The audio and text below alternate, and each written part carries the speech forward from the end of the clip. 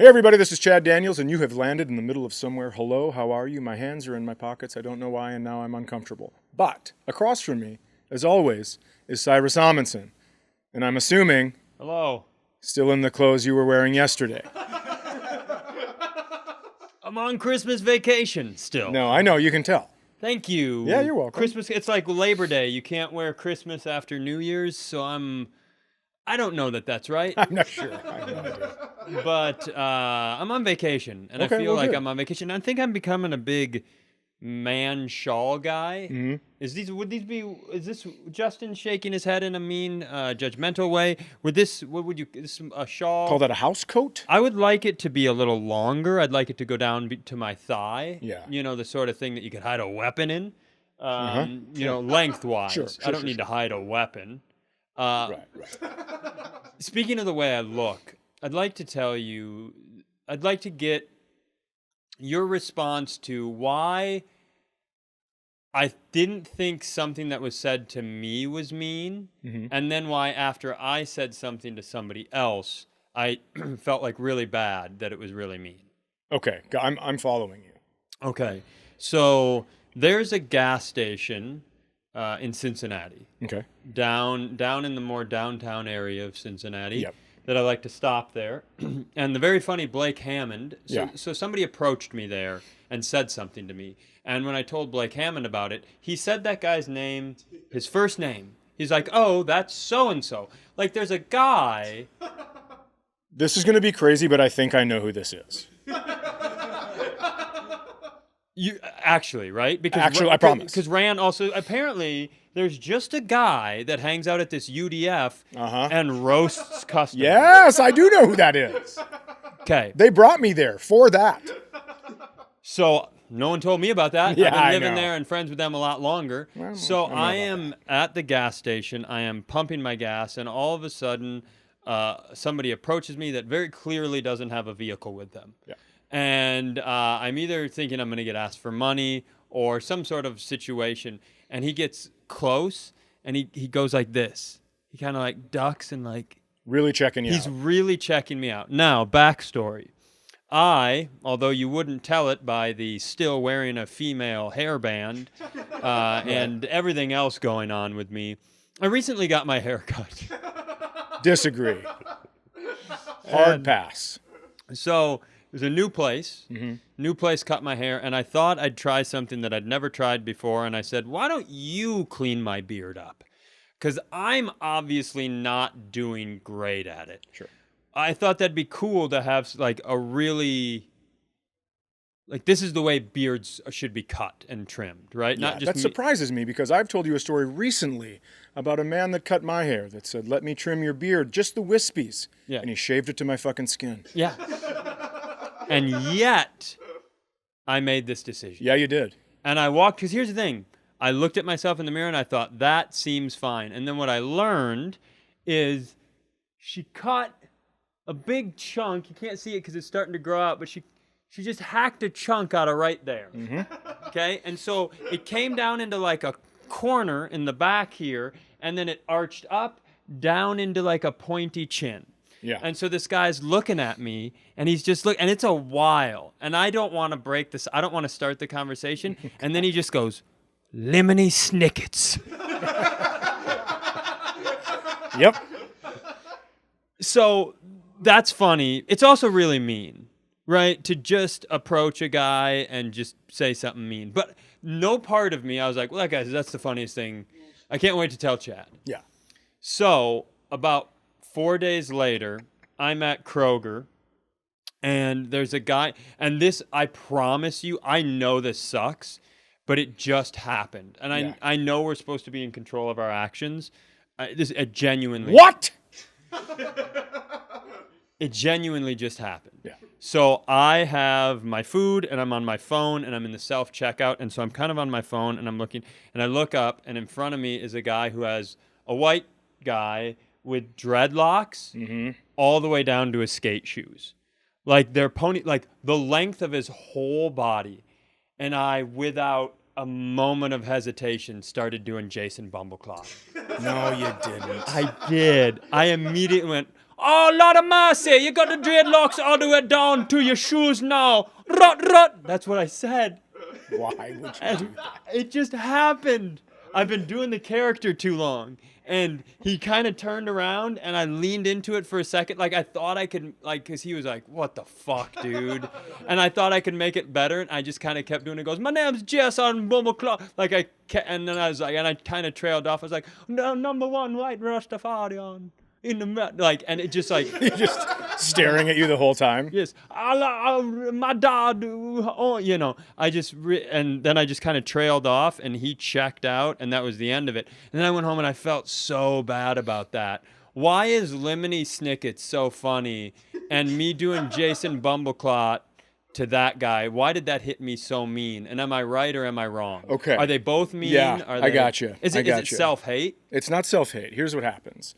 It's that this guy comes up to you, and it is the first time anyone has said Lemony Snickets to you.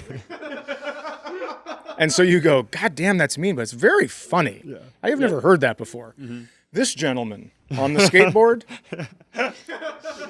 he gets that on the drive-by every single day. He's been getting that since the shoulders, since the dreadlocks were up at the shoulders. Easily. Like when that first dread got knotted up, people were like, oh man, you're going to grow that out now. Yeah. Absolutely. Okay, well that's clear. So he just turned around and goes, dude, really? That's like when Justin got here today. He goes, Chad's fat. And I'm like, unfazed by it. Still? Unfazed by it. Sir, try another route. Oh, God, so quiet. I thought I was going to be nice today. And I started off with goodness in my heart.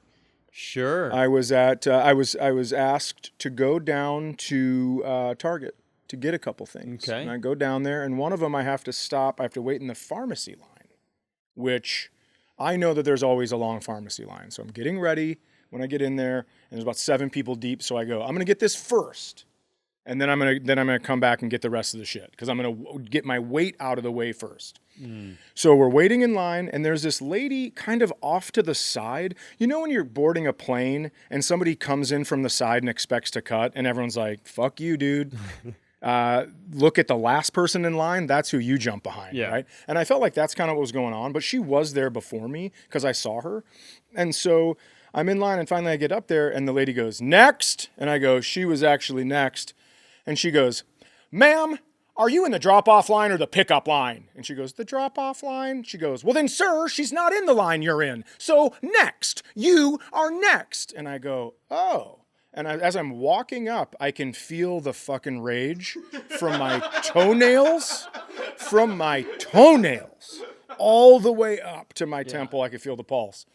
And she turns to her coworker and she goes, God damn, it is too early for this shit. That's what she said. And so she goes, what can I do for you? And I go, I don't know, but I bet it's going to be an inconvenience. I go, I'm going to need that Sudafed sinus behind you. And I go, I know turning around is going to be like a big thing. So maybe we get somebody else to do it. And she turns around and she goes, do you want 6 hour or 12 hour? And I go, oh man, there's a choice. I'm making it worse. So everyone's kind of looking around now. People are peeking their heads out of the deodorant aisle. And I go, just out of curiosity, when she's all done, I go, what about me trying to be nice to somebody and give them their proper space in line? Don't you have time for this early? And she looks around and she goes, what? And I said, I offered that lady a chance to get in line because I thought she was just waiting and didn't know where to wait. You yelled at both of us, then turned to her, and I pointed to her employee, fellow employee, and she puts her head down, red face immediately. And so she wants no part of this shit. We call that the Olivia. Yeah, yeah. And I just go, you said to her, God damn, it's too early for this shit. So I'm asking, what about me being nice is too early? Like, what is it? Why can't you deal with that? And she goes, sir, you are raising your voice. And I go, you said goddamn and shit. Let's get a manager. I'll walk you down to HR, motherfucker. Don't start with me. So then everyone's like so nervous. And then I get the Sudafed and she goes, I hope you feel better. And I go, I feel great. I'm going to make meth. And then I stormed out of Target. I just walked out with the Sudafed up above my head. And everyone's like, I bet that man probably is going to make meth. Do you think, there's nothing, you always want good in those moments. You want to win those moments. Man. You can never win those moments. You can never, you never say, the only way you win them is you needed that other employee to join your team. You needed them to be like, yeah, he got you on the goddamn shit stuff. He got you on that. That's what you need. I think what I needed to do was ask for a form from them to nominate someone for Employee of the Month. And then as I'm filling it out, I go, what do you think your qualities are? Patience? Yeah, let's go with patience. I should write patience down. You're good at that. I think that's how you win. You really fuck them up with kindness. Before I went in there was a lady in the self-checkout. There were two ladies. One lady was using the self-checkout, old lady. Mm-hmm. Pretty cool coat, kind of like yours. And this other lady had her cart and she's like really side shuffling, like can barely. We call that, Sunday calls those happy feet. Happy feet. She's got happy feet and she's pushing her cart and there is like a handler with her or like a chaperone, I'll say. Okay, both of those are offensive. Oh, I didn't know they were. Well, I just mean anyway, go ahead. So the old woman had a handler? Yeah, well, I'm just letting you know they were not related. The old woman had a guide dog? Go ahead. Yeah, a guide human. Guide human. And so she goes up to this other lady and she goes, I love your jacket. Still shuffling. Mm-hmm. I love your jacket. And she goes, thank you. She goes, so adorable. And I'm looking at this lady because she's bringing joy. And so I smile at her and she goes, what are you looking at? And her chaperone handler laughs at me, and I go, whoa! And he goes, every day, dude, every day. It was fantastic. So that's good that he did that because it doesn't mean because everything you've said so far makes me believe that you maybe were carrying an energy with you that turned people off. Nope, I smiled at that lady because I thought that joyful moment, that made me smile. And so I smiled at her, and she's like, what do you want? It's interesting how communicating to any elderly person, let alone Cody's grandpa, which we don't need to bring up again on another episode. We can't. Well, this is the good news, is you said let's not bring his grandpa up every episode, yet we're bringing different grandpas up. Yep, we took an episode off. We're going to call that the every other treatment. Yeah, we do every other, one grandpa per episode, and we just see what happens. Yeah. I was at a Target. Have you heard of Tonies boxes? I don't think so. Okay, so a Tonies box is, so it's it's a cube. Okay. I think you're gonna love this. I actually think this is something you're. Is this Tony's Pizza related? No, I think you would love that too. But I would for sure love that. This is something I think you've been doing on your own time. That this might be a more interesting version of it. Okay.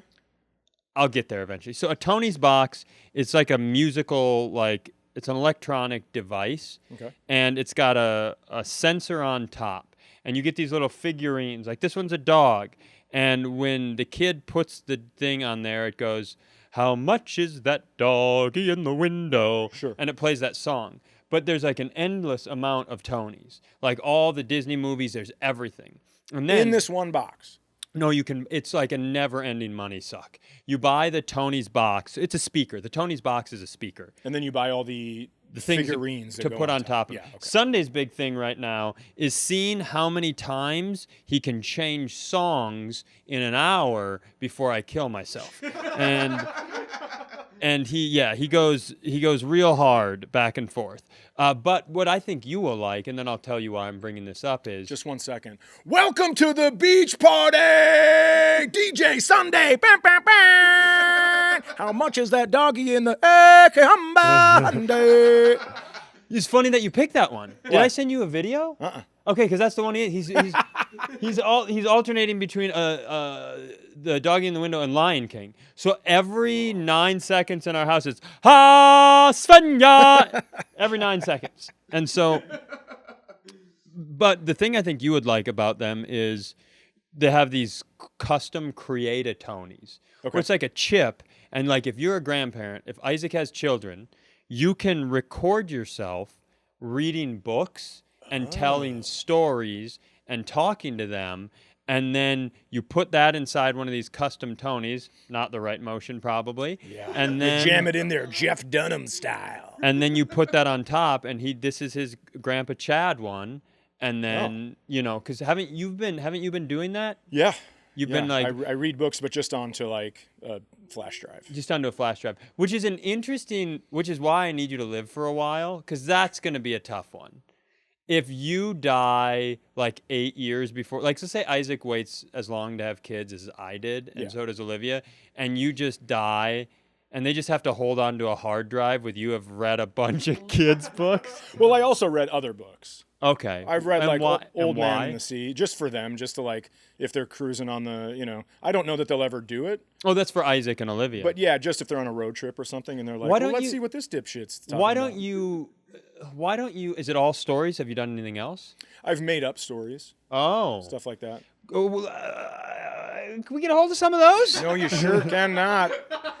Those are in a safe, a fireproof safe. That As I've never seen a little tiny chink in your arm, or for a second when I said, can I see those? For a second you realize you're like, oh, I never want anyone to see those. They're just for the children. Sure. That's it.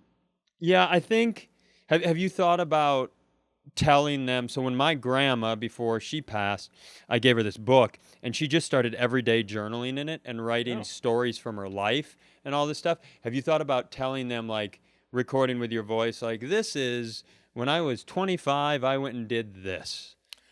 No, because they can just listen to this podcast. It's forever on the internet. I mean, I've told every fucking story I've ever been a part of. As people can tell, they're like... As we're like veering through stuff, and this is what I did at Target today! Yeah, exactly. I didn't even need to go to Target. I just needed to yell at somebody for a podcast. So, Sunday. Yeah. So I think I've told you this maybe on the show, maybe not, but he doesn't really watch TV, but maybe once or twice a week after a nap, he gets to watch a few minutes, and what he likes to watch is the cold open of Lion King. Yeah, of course. So it's just the song, they're all coming, Rafiki holds Simba up, we haven't gotten into stuff where, Simba, all, the sad shit. Right. And so he's really into it. It's wild how much you'd be like, I love you, and you're my favorite, and I'd love a hug, and he's like, okay, and you're like, let's go watch Lion King, and he's like, TV! And he fucking scales 2 child gates to get there. So he loves it. But then what we did was, instead of letting him watch The Lion King, I went and I bought him a book that's from the movie, so it has all the same pictures from like that you saw in the open. And then we got him a Tonies that plays the song, and Rafiki then tells the story. And, and you said you wanted to do the impression of Rafiki. Go ahead, Chad. So what were you saying? So we have that for him. And so then we've been like going through, and so this book, I don't know if you remember this, but there's this scene where I want to say it's I think Simba fucks Nala. Yeah. Right? They roll around. It starts as wrestling. Yeah. And then the next thing you know, there's a little lion behind him walking. And but what it is they roll around and it's wrestling. And if you haven't seen the movie lately, you can go ahead. Justin will put this on the screen.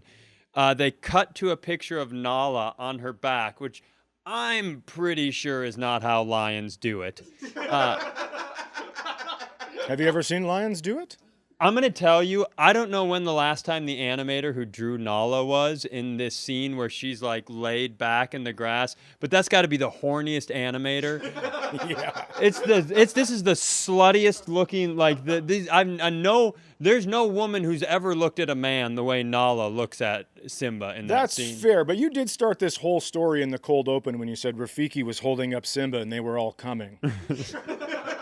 That's a quote. Why do we do this show? Why do we still do it? So So yeah, so it's a really, and it's in the book. For some reason, as you're like on page 11 and you flip, you're like, there's so many scenes. There's so much artwork from this movie. What's the Nala sex eyes thing? I'll tell you why it's in there. Go ahead. So when little boys go, Daddy, what book should I get for bedtime? He goes, grab the Lion King book. Daddy's got to take care of some stress from work. I just read something so crazy that AI, everyone's scared of AI taking over, and I know this is a huge jump, but we're talking about... Took our jobs! Robots are taking our jobs! Go ahead, tell them, Chad. Chad, go ahead and tell them why goddamn ain't nobody working at McDonald's anymore or Burger King. Robots. Tell them, ain't nobody want to work, and they couldn't if they wanted to. Robots took our jobs. Robots. Go ahead. So you read something about AI. Yeah, they said it's impenetrable. Right? And it's, everything about it is fucking the amazing. opposite of Nala. Absolutely. She's not a robot.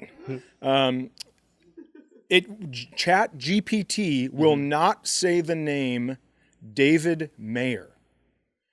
I don't know why. Who is David Mayer? I don't know. No one knows. So it's the one thing, when you go on ChatGPT, you go, hey, say this, and they'll say it back. They'll say David Meyer. They'll say David Moyer. It will not repeat David Mayer. And they're trying to figure out who this is, and there's like a form you can fill out. Why does that scare me? I know. There's a form you can fill out to get you like off, completely wiped from the web. It's called digitally forgotten or something. It's the form. And I bet it totally does it. Yeah, but who knows? Maybe that's what some David Mayer maybe wiped himself. I have no idea. But then there's a couple more names, and you read about like they were in trouble, so maybe they wiped their names. But isn't it strange that you can like it will do everything? It will fill up like. I don't know. Yeah. This is great. Yeah, this is great. So I also saw this thing that you're talking about David Mayer on Reddit, and I don't have follow-up information, so save the questions. But they were talking in the Reddit comments of that thing that he is the heir to the Rothschild fortune. It's usually what people on Reddit think. It is David Mayer Rothschild. That's what they were thinking too in this article I read. So this is Reddit, so they didn't have a whole lot of fully fledged thoughts on that. They just thought that his when have people been inaccurate about the Rothschild family? Absolutely, but so it's got to be true. There you go. Say David Mayer? Yes, I can say David Mayer. Well, how do we have a he doesn't even. Well, they could have, but they could have been a glitch and they could have fixed it. I'm more upset about the fact that we let my nephew come and sit in the audience, and he is just shouting from the gallery with no microphone. No one heard that. He just said into his computer, "Can you say David Mayer?" And then ChatGPT said, "Yes, I can say." But did it type it out or did it say it? I think there's also a... They typed it out. No, I'm saying like it needs to be... Yeah. It won't say it to you. Yeah, I saw this like a week and a half ago, so they may have already fixed it, but it was also a specific spelling of Mayer. That was in the Reddit comments. A bunch of people were immediately like, oh, well, I got it to do this as well. And it was a different spelling. And you could get ChatGPT to say it, but you would have to do all these additional steps. And like, it would try to say this, and then you would have to be like, no, actually do this. You'd basically have to like hold its hand to get it to finally do it. I saw people were trying to trick it with riddles and a bunch of different things to get him to say, and it wouldn't do it, which is pretty wild. So where are we going with this? I don't think we're going anywhere. I just thought maybe you'd have some sort of... Sometimes you bring a story and then I make it funny, and I thought you'd do the same here, but I guess I'm just trying to fucking help. You asked me to have content, and here I am with some very unique content that was on Reddit. God, I hope I didn't say content. But here's what I will tell you is you don't need to wipe yourself from the internet, or you probably do, but like, I think what a fun thing that everybody at home should do right now is just go ahead and search on your Facebook. You can go back onto your own page and just like, search an offensive word that maybe was acceptable in 2012 or 2007, and now people are like, we don't really use that word anymore. Just why don't you go ahead and see how many times you used that? That's a fun thing to do. I used to call my mom a bitch on Twitter a lot. Well, yeah. She wouldn't tell you who your real dad is. Of course you did. I think when we started doing this podcast, I went back and was like, I've done a couple different search. I'm not going to say any of them, but I'll say them all if you want me to. No, thank you. Yeah, I wiped my Twitter for all that. Anyways, I don't think you can wipe your name from the internet because I said, ChatGPT, say Stephen Daniels. And it came at me hard. He goes, I won't say that. That guy's a motherfucker. And I say, he's actually a pretty good dad. I'm working on stuff. Stop doing that. I just know it bugs you. It doesn't bug me. I don't think it's healthy for you. I'm on board. I'm constantly on board with you living your life and experiencing your frustrations in the way they want to come out. The one thing that can I ask you this? Is this whole, like, I had a good dad, is that coming from you, or is that also coming from the exterior? No. So, is that a Chad-driven So thing? here's a story I've never told on here. When I was... No way. Yeah, I promise. No way. When I was 20 years old, maybe 19, doesn't matter. I was driving to Morehead State University. Now it's called Minnesota State Morehead, which, by the way, that's where you went on the weekend, Morehead. So anyways, I'm driving up there, but Hawk Tua was famous for a while. oh boy. Do you see she made like a Bitcoin, her own Bitcoin, and bankrupt a ton of people? Yeah. And they were like, I can't believe the Hawk Tua girl didn't know about finances, you dumb motherfuckers. Of course she didn't. Are you fucking kidding me? She's got $20 in her pocket for shining a fucking knob, and you think she's gonna have the next fucking Bitcoin, you dumb twats? Get out of here with that shit. David Mayer. Oh, so anyways, I was driving up, and it was through a blizzard. Okay. And so the wind was coming towards me from North Dakota, and it fucking froze the engine in my car. So I get While out, you're driving? Yeah. Is that a thing that can happen? Yep. My car stopped. It was so fucking cold. It was like 40 below with wind chill, tons of snow, tons of wind.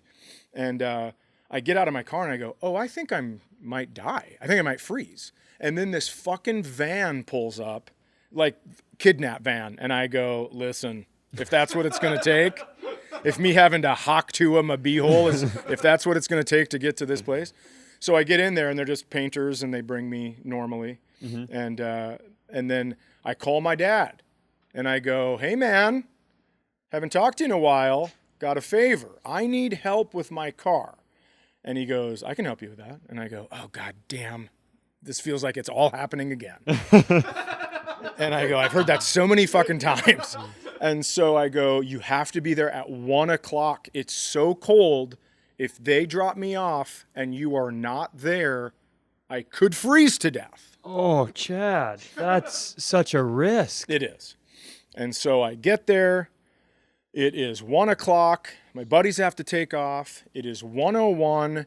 It is 1:02, and I'm just like, God damn it. I'm like looking down the highway, just as it is as sad as you would think. Just this look on my face like, oh, here we go again, except this time it's going to end my life.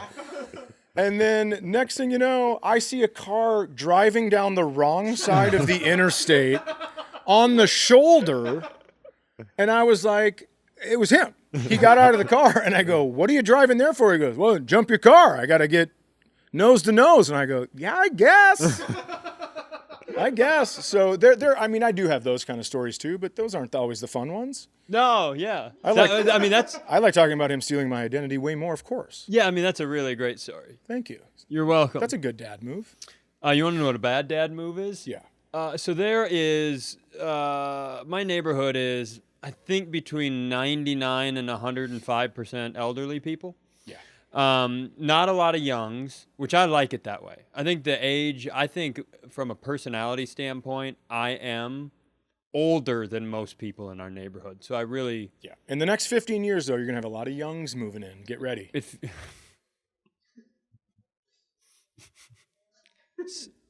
So, you know me, my shoulders aren't great. Right. So sometimes I'm wearing those giant fucking house coats. So sometimes when I am working on my phone, my shoulder starts to bother me.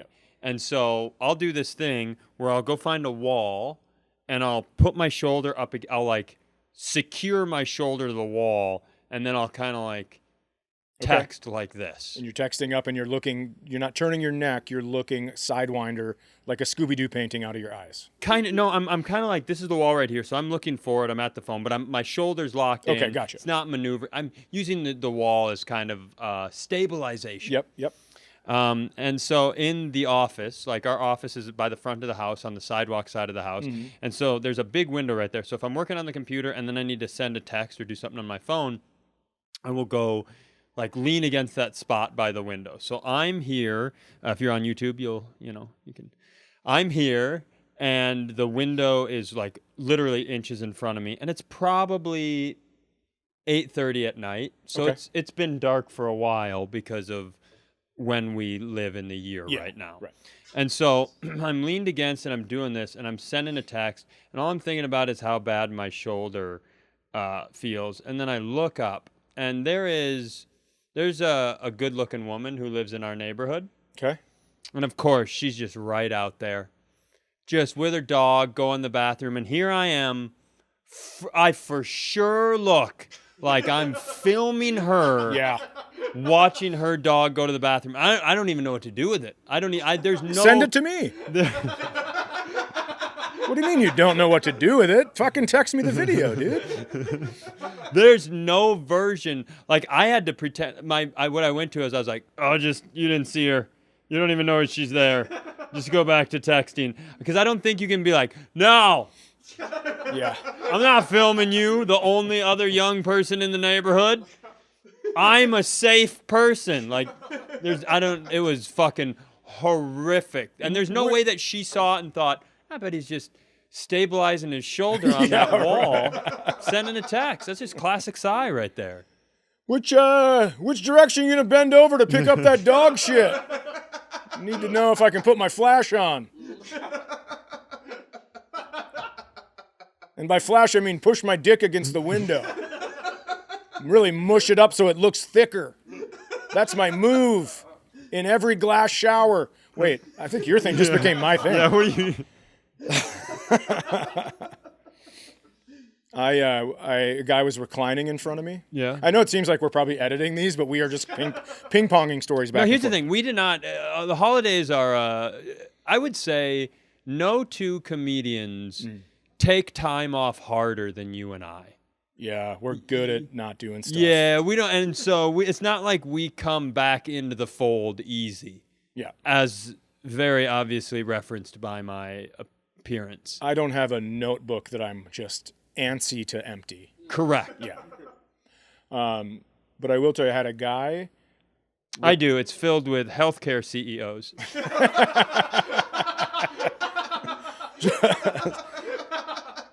Go ahead and cut that. Nope. Guy was reclining his seat in front of me. Mm-hmm. As you know, I am reasonable. Mm-hmm. I have no problem with someone reclining their seat. Sure. Okay. He has he reclines it to its maximum recline, goes back up, and tries it again. Same spot, stops. Goes back up, tries it again, but harder. Now he has separated his back from the back of the seat, and he's getting like a running start to try to recline it further because he is convinced, I think, that there's no way it only fucking reclines this far. He has AirPods in. I go, yo, dude, slam. Yo, dude, slam. So finally, I, undo my seatbelt, get up. Is this multiple choice? For you.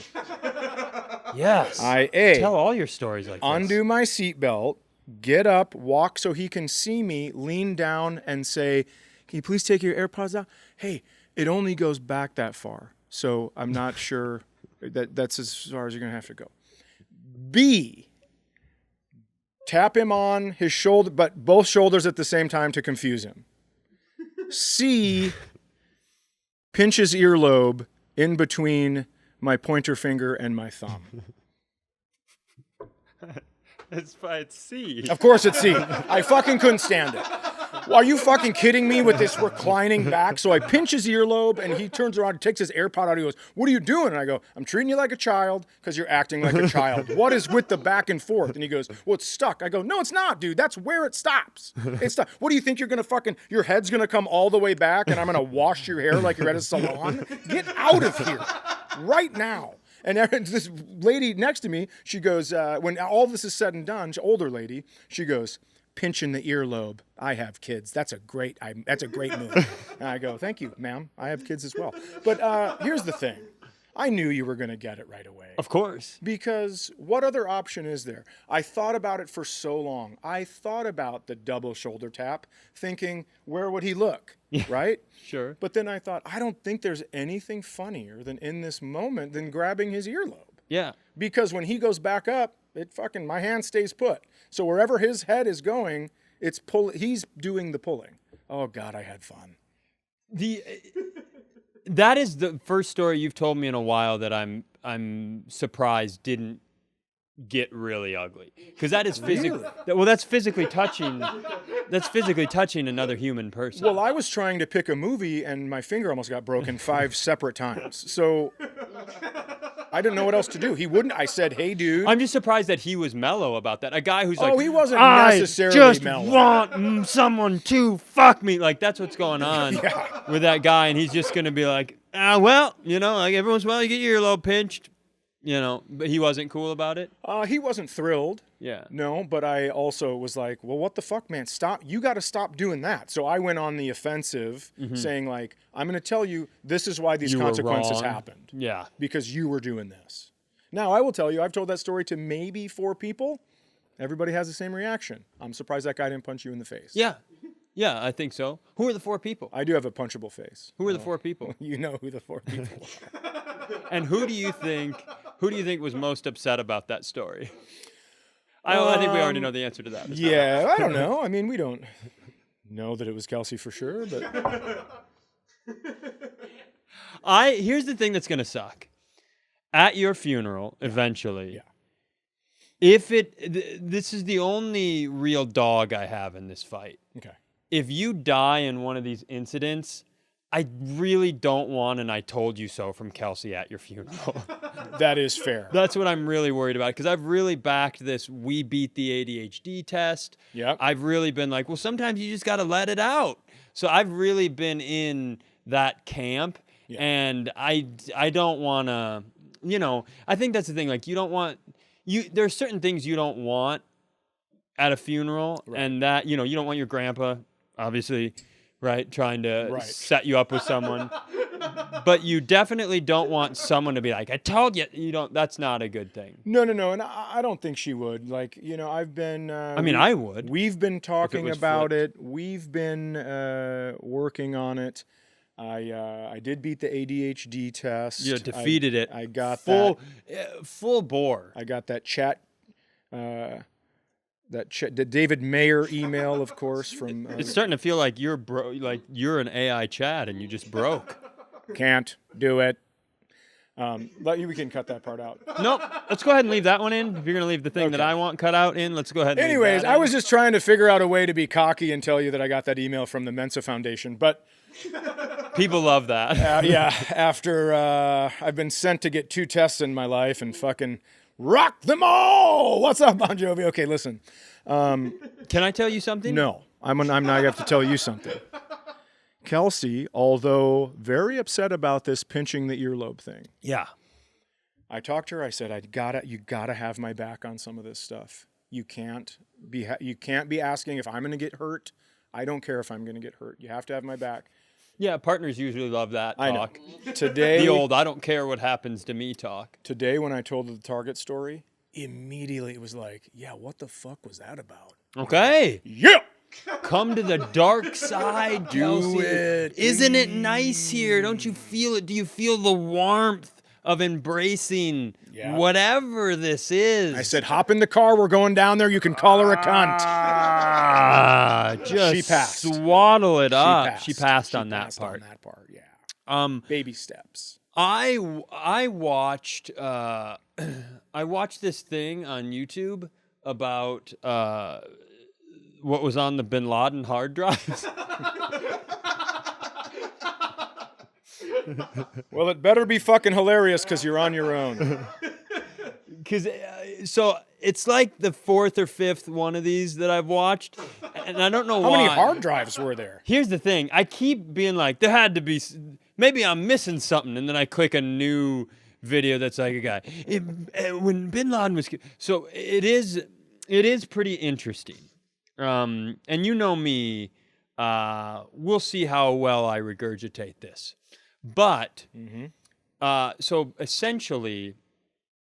Bin Laden, so he does 9/11. He 9/11s, Yep. right? I don't think anyone in here has forgotten that. No one, does everybody remember? So Bin Laden 9/11s, right? And then the United States is like, Al Qaeda is the enemy. We're gonna go get them, right? Just smoke them out. We're gonna smoke him out. So when they finally whack this dude, they find him living with his family in this multi-tiered house, and you can see there's several videos about the killing of Bin Laden. If you'd also like to watch those, I'm pretty knee deep into those as well. Yeah. So they scale the house, and they're supposed to be in and out really, really quick. But then they go, oh shit, there's Bin Laden's computers and hard drives. So they get all this stuff, and first of all, bunches of porn. Yeah. Bunches and bunches and bunches of pornography on Bin Laden's hard drive. There's no question about that. He's actually on the list for Epstein's Island. And so they also how they got information back and forth was they used couriers.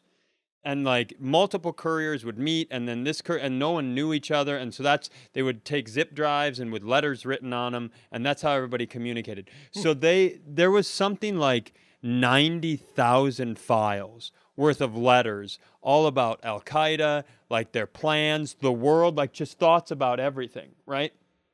And so this team at, I don't know, somewhere in the government, who knows, FBI, CIA. I've watched so many of them. How do I not know that?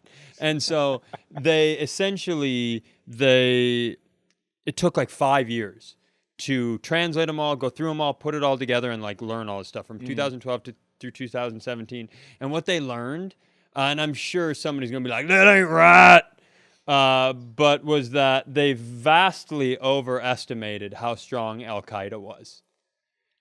So, like, after 9/11, basically Bin Laden didn't talk to anyone in Al Qaeda for 3 years. You know how they were like, he's out there pulling strings. Yeah. He 9/11'd, and then he was like, guys, I gotta take off for a while. You're not gonna believe this, but people are really pissed about this 9/11 thing. So 9/11, when you say it like that, it sounds like a sex move where you just jam your boner into somebody's ribs until they fall down. it's just two boners jammed into two ribs. So apparently, like, both sides made massive calculation mistakes where the United States was like, obviously, Al Qaeda is extremely powerful, and they're puppeting all these other terror cells. And it turns out that basically, like, they were all kind of infighting and bickering, and they were like, we want to attack Beirut. And they're like, no, America. Like, they were all fighting. And so Bin Laden, most of his time after the 3-year break, was him, like, project managing all the HR issues between the terror groups. Like, no, come on. Beirut's not a great idea, but like he's trying to like build everything together. So it wasn't as strong as a faction, but Bin Laden genuinely thought, he was like, well, obviously I'm going to 9/11. And then, because that'll be such a devastating blow, America's going to be like, God, they got me. We should pull out of all those countries. That's really what he thought was going to happen. And, that backfired. Yeah, I don't think we pulled out, right? Yeah, it backfired. That's a pretty high level backfire on that. And so then, so the interesting thing is, so going through all these letters, basically what they learned is like he was a weird, and I promise I'm not trying to humanize Osama bin Laden. I promise. I don't trust you with that headband. But what basically he was like this guy who was intensely obsessed with his family, and like not obsessed, but like protective, really cared about him. Now his family was like a bunch of wives and a bunch of kids, so it looks a little different. Yeah, I was gonna say when you were said obsessed, is like, is that all the porn? So he, so like one of his couriers got nabbed. So how they finally got him was one of his couriers got found. Like, and then they used that information to eventually get to him, where they killed him in this house. And he knew about that, but he didn't want to move his family. He thought it'd be too hard on them, and that's eventually what led to getting him killed. And like all these letters that he wrote, it's all of him like thinking about the world and his family. And like the documentary I watched the other night was even like him contemplating. Like I think in one of the letters, and God, everybody's gonna be so mad when they're like, "That ain't right. You watched the wrong doc, brother." But one where he's like, obviously I'm pro jihad, but I don't, it's like if you played in the NFL, but I don't know if I want my kids to jihad. That's the way he looked at it. And so as then the Arab Spring happened, right? And so he is trying to figure out, as all these Arab countries are trying to understand, like they're like rooting for democracy, he's trying to figure out how he and Al-Qaeda can step into that void now with what people want. And so he, I don't know that you would have had Osama bin Laden empowers his 19 and 21-year-old daughter to help lead his organization and deliver the messaging. So he was like having them help build the new Al-Qaeda campaign, and then we fucking splotted him. So that's kind of the end. That's just all. I don't know why I told you any of this. I've read Osama bin Laden's autobiography, and it turns out that's actually his pen name, his real name, David Mayer.